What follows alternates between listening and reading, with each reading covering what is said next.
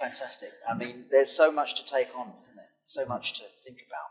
Sometimes it can be overwhelming. And I think this is what we're trying to do, is just give you a chance to navigate through all these changes and opportunities. But I think what you gave us was an insight into how we're going to cope and also thrive on these changes. So perhaps, in your view, you speak to a lot of companies. We've got some list questions here. How do we see technologies as AI transforming healthcare in the next 5 to 10 years? I mean, I know you focused on healthcare, but what's your view? So, artificial intelligence will inevitably span almost every part of the healthcare value chain, customer journey, and so on and so forth. It's inevitable that it's not going to be woven into every single thing, basically, that we touch, do, etc., etc., etc. For my part, basically, the most disruptive thing that artificial intelligence can actually offer us from a healthcare perspective is that predictive healthcare. That's it. I mean, ironically, we kind of saw the same kind of movement actually in the insurance sector. I mean, what would you rather do? Would you rather have the heart attack and then have the heart operation in hospital and the whatever it is, 2-week recovery, 3-week recovery? Or would you actually rather be forewarned that there are particular things going on in your body, basically, which mean that you are going to have a heart attack, say, for example, in 3 months' time? And you can make the intervention, you can go to the GP, basically they can sort of check you out or whatever it happens to be, or you can make the change in lifestyle, for example. I mean, who would prefer to have the heart attack, hands up, who would prefer to not have the heart attack but be told that they might? There you go. And yet the whole healthcare model at the moment is pretty much based on that reactive, so you've had a heart attack, welcome to the hospital. I think it's really, just because of technology changes was, if you have a bump or a lump, go and speak to a doctor. Of course you should do, but it would be much better to not have anything showing and really understand at a much earlier stage. And that's really where the type of fountain life comes in. And also, you mentioned insurance as well. Insurance, they reckon they can reduce the insurance cost by 2/3, and they're putting the money where their mouth is, because we've actually set up an insurance company in America as well, which is basing the amount of policy fees based on the criteria of being scanned by fountain life, because it's so accurate. But it's like you said earlier, for example, why do we actually go to the doctor once we're ill? Because most doctors basically go, okay, so you're ill, how do you feel normally? You can be like that all the time. So Google, for example, basically has got a project, it's part of the Cell Atlas project under Vitality, where they're trying to actually establish what a good human health baseline looks like. And then as you start deviating from that, we can do some things. Like Stanford. Stanford have got artificial intelligence woven into a smartwatch. And in their particular case, they're measuring your vitals kind of every minute, every day, that sort of stuff. And as soon as your vitals, like your galvanic response, your temperature starts changing, they can go, we've noticed that your body temperature has started changing. Therefore, we think that you're going to get ill, or we think you're getting ill, but we're catching it 2 weeks before you get ill. And then basically they sort of hook you up with a telemedicine doctor and everything else. It goes, right, okay, it does look like you're getting the flu. Here's a prescription, or go and have a rest, whatever it happens to be. That's it. So actually, one of the things that I think is massively underestimated basically within healthcare is actually having that baseline. All our baselines are very different. But why do we keep going to the doctor once we're ill? Yeah, and that's why we think about, for your fountain light, our home clinic, because that's going to be the first stages. By taking bloods and phlebotomy, you can it's a very low cost access route to some fundamental type of baselines already, and then from then on you can move on. So again, that's really, really important for us. And this is, as these technologies change, of course, the skill sets required within healthcare is going to change as well. That leads us back into Newcross. How do we create that environment that allows us to place the right type of staff? And of course, they need the training, and I've got future you for the training. But then there's the technology around the actual whole way that we interact and we provide work. one of the things that the hospitals want to do, and we talk about this quite a lot, is the virtual wards. Yeah. Which are working quite well, aren't they? But the problem is with virtual wards is that you need to have a very flexible workforce for that to work. So, I mean, in terms of productivity, how do you see productivity generally within organisations like ourselves? You mentioned it before. If you give us some feedback there. Yeah. So when we have a look at productivity, so it's kind of broken into two. So you've got workforce optimization, which is simply the right person in the right place at the right time to do the right task, job, or whatever it happens to be. So when we have a look at things like workforce orchestration, basically that's really a systems sort of, I say issue, challenge, whatever, but that's matching the right people to the right thing. But from a productivity perspective, though, I mean, if you imagine basically most doctors' appointments, right? The first thing they do is they go, okay, so tell us what's wrong with you. And let's face it, how many regular people know how to adequately describe what is actually wrong with themselves, basically to a doctor? Because a doctor can go, okay, you've got a headache and a high temperature and you've got earache. So you've probably got, I don't know, flu, whatever it happens to be. But the person basically is actually not mentioned that they've actually had, a recurring bowel spasm or something. And the doctor goes, well, if you'd actually told me about that, I think that I actually would change my diagnosis, right? So when we actually have a look at productivity, again, this is where we can sort of map in, quantified self, less so predictive healthcare. But the more information that we're able to provide basically to healthcare providers and practitioners, as long as it is accurate, as long as it's timely, all these kinds of things that sort of Martin alluded to earlier, all of a sudden the doctor can say, well, based on, tell me how you feel. Well, I've got these 3 symptoms. Well, actually, I can see basically that your heart rate is elevated. I can see your blood pressure is up. I can also see that you've got some arterial fibrillation stuff going on and everything else because I've got more information from your body. I've also got some information from your vocal biomarkers as well because, I've got an AI that's listened to your voice pattern that's changed. So actually, I think you've got COVID or something.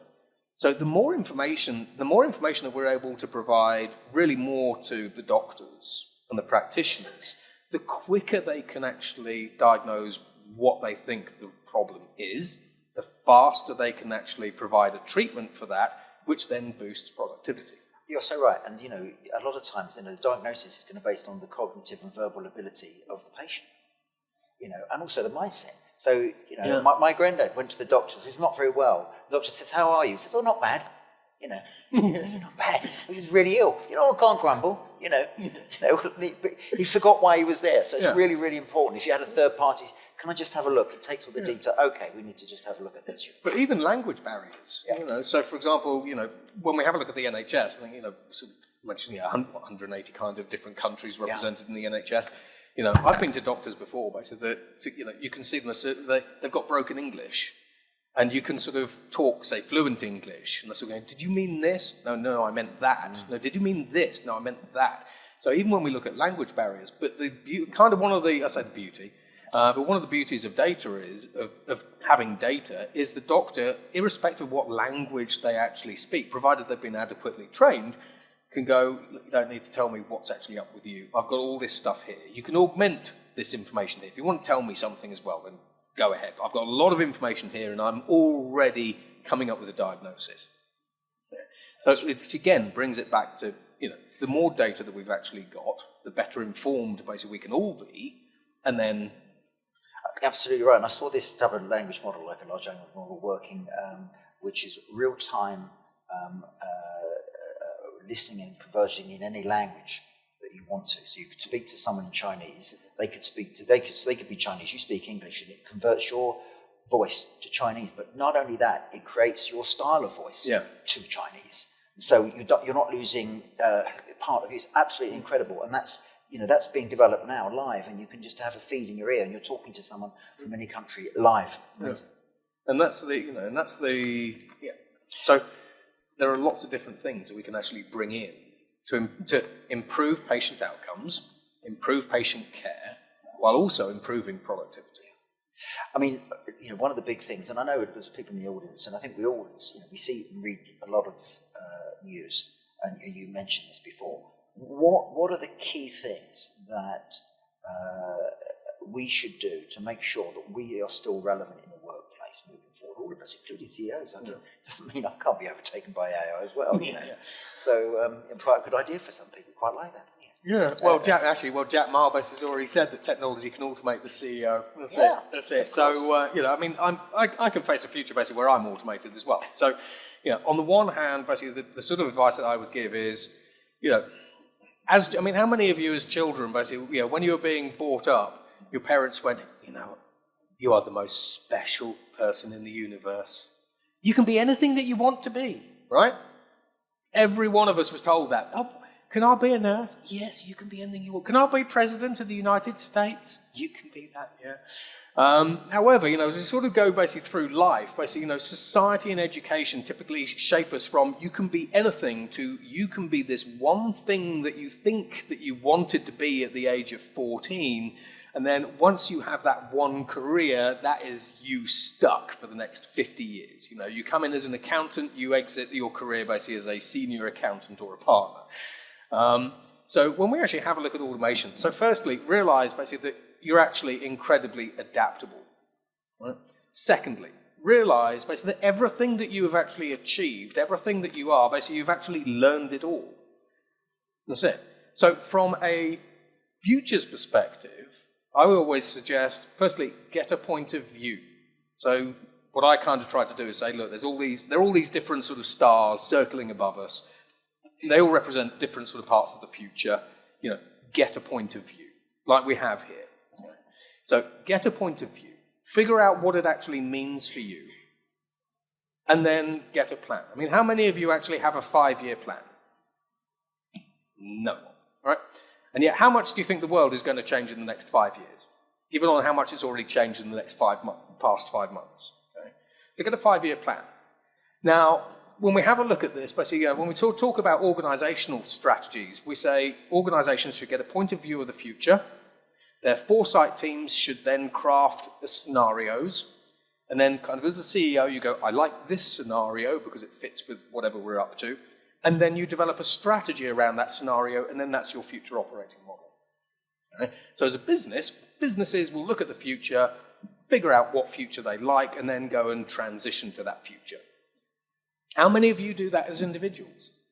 Now, part of the problem that we have as individuals is as companies, you've got giant foresight teams, professionals who do this all the time, and resources.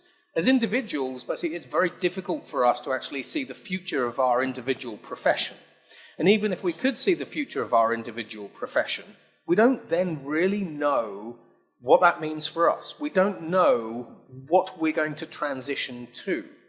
And even if we did know what we're going to transition to, what our future other career might be, we don't know where to get the support. We don't have the resources. We don't have the time, the bandwidth, because we're all busy. Which then means we're just waiting to be the out-of-work farmhand. But this is where, as individuals, we can kind of take control. And with the help of companies, these are the training plans. So today we say, right, this is your career today. We think that in the future, your career could look like this. Yeah. And here's the training plan, and here's the resources to go along with it. So we have been adaptable as a species for, 5 million years? We are the most intelligent beings in the entire universe. If I said, you're here today, and your future career is here, even if you don't know what the transition looks like, are you telling me that you can't find a community of people, basically, that could actually help you say, well, if you do A, B, C, D, and E, you move from here to here? Like the Accenture example I said, 17,000 positions made redundant. 17,000 people moved. Not a single person made redundant. We can do it. It's a training problem. So that's the skills. What about mindset? They're the type of skills that we need to focus on and look at. But what about the mindset of people? Because I think the mindset has to change for a lot of people, and that's just because of how we've been brought up, our education. Yeah. What about that? Okay. So from a mindset perspective, how many of you are actually alone? Right? You've got a community around you. Okay? So the first thing is, Yeah, when we have a look at the future, basically, you aren't in this by yourself. You are in this with a collection of other people. You're in it with the rest of society. So you've got people that you can lean on, right? But from a mindset perspective, the news networks especially say AI is going to automate you and kill you. It might kill you, then automate you. Right? That's typically the message that we get basically from all of the different news networks around us. Everything has two sides to it. Okay. AI is going to automate you. But AI is going to give you access to every skill on the planet and all knowledge. Which one are you looking at more? From a human kind of flight or fright response, you're looking at the AI's coming to get me. You're looking at the threat. And you're trying to figure out how you deal with the threat. When really what you should be doing is looking at the opportunity and thinking, how do I actually maximize the opportunity? But that again is difficult because the way that we are educated, the way that we're brought up is we are locked into this sort of, this linear view of I start my career here and I end my career in a logical path. But if you look at the opportunity, if we look at Google, for example, how many of you use Google? Yeah. Is it useless? Have you found it useful? Has it helped you? Yeah, it's technology. AI just is that next level. But actually it helps you more. Like my son, at the age of 10, basically wrote a book in a day and illustrated and everything else. We then actually started selling it for charity. We made $25,000. Now, if Caden said that he wanted to be a novelist, I could say, well, you're going to be automated by a novelist. Yeah, but we turned it into an opportunity. Don't look at the threat, look at the opportunity. Look at the opportunity, look what Martin showed us. So say someone says, listen, I've got these great ideas, but I'm not very good at pitching. But, you give me I can make this work. I'm just not that type of person to pitch. Look what could happen. You could write a great pitch and let your digital twin pitch for you. It's much better. That's just incredible. That's an incredible thing. I think one of the other things we need to think about is that our whole mindset, we are used to, and we're brought up with, especially the media, to look at always the negative because that's what sells. That's what gets us alive. That gets our attention. It's fear and negativity, and so everything's focused towards that, and not about the positive things as well. We're not saying that there aren't issues with AI, but I think we must focus on there's so much opportunity.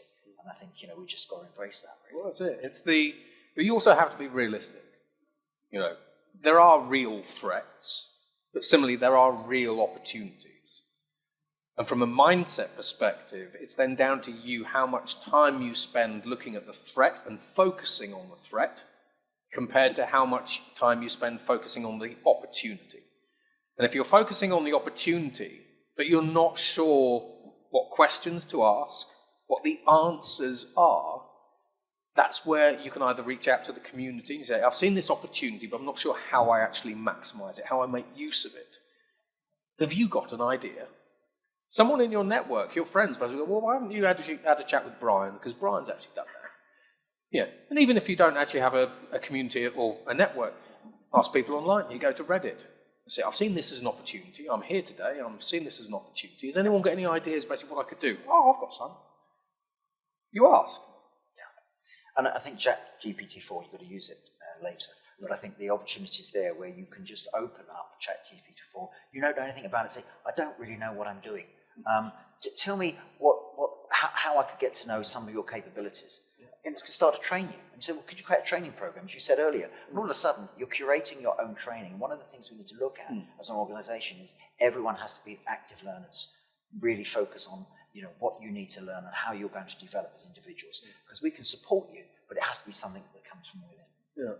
And one of the sort of interesting problems basically I actually see with students as well as basically with adults alike is we've kind of established you've got access to all the world's knowledge and increasingly all the world's skills, okay? Right.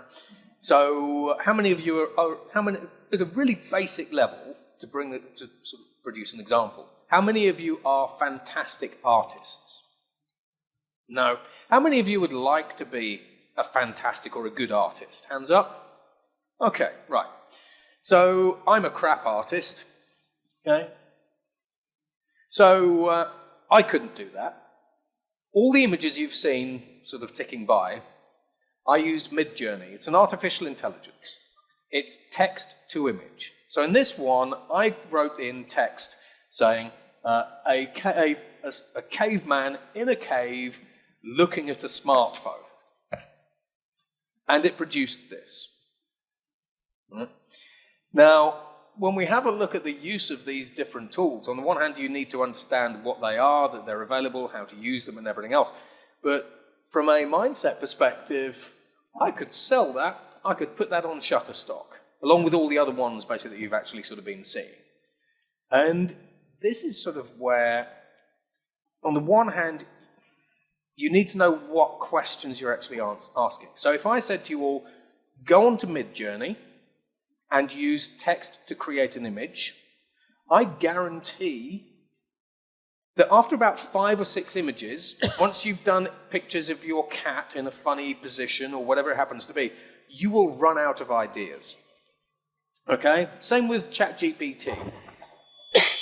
And what this brings us to, basically, is most of us have lost the ability to be creative. Most of us have actually lost a sight of our own massive transformative purpose. If you have access to a system that can create any image that you want, if you have access to a system that has almost all the answers for all the questions that you have, I guarantee after about asking ChatGPT 5 questions, you're going to start wondering what you need to ask next and you're going to get stuck. Because creativity, imagination, and these kinds of things have increasingly been baked out of us post-school. And so one of the things you really need to understand, which comes back to self-transformation, is what do you care about? What are you passionate about? What do you want to use these tools to do? If you can use ChatGPT, for example, to create lesson plans for things, what lesson plans? What do you want to do?